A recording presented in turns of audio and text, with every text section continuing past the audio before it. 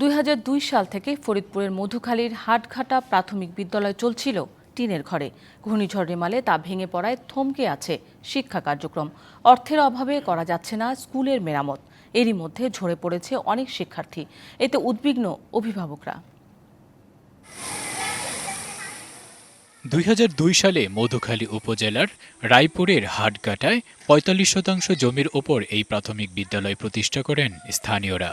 লক্ষ্য ছিল শিক্ষা থেকে এলাকার শিশুদের বড় একটা অংশের ঝরে পড়া ঠেকানো।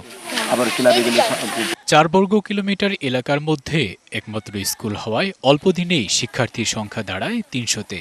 তবে 2012 সালে ঝড়ে ক্ষতিগ্রস্ত হয় এই স্কুল, আর ঘূর্ণিঝড় রেমালে ভেঙে পড়ে একমাত্র টিনের ঘরটি।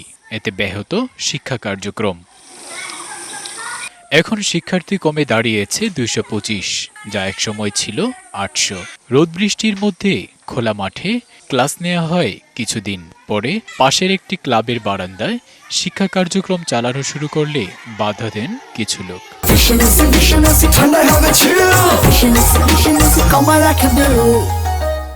বহু চেষ্টার পরও কোনো কিছু হইতেছে না, সব যাই অফিস আদালতে আমরা দৌড়াদৌড়ি করছি।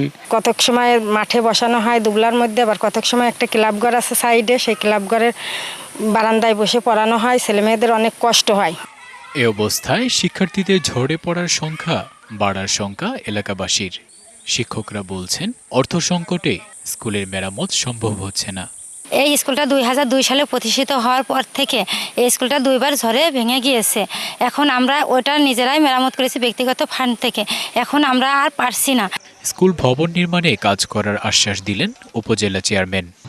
আমি নিজেও তদন্ত করব এবং আমার যারা শিক্ষা অফিসার আছেন তাদের তদন্ত করিয়ে এই স্কুলটার ব্যাপারে আমরা দৃষ্টি রাখবো এবং স্কুলটা যাতে ভালো মতো স্কুল প্রতিষ্ঠানটা দাঁড় করানো যায় সেদিকে আমরা চেষ্টা করব।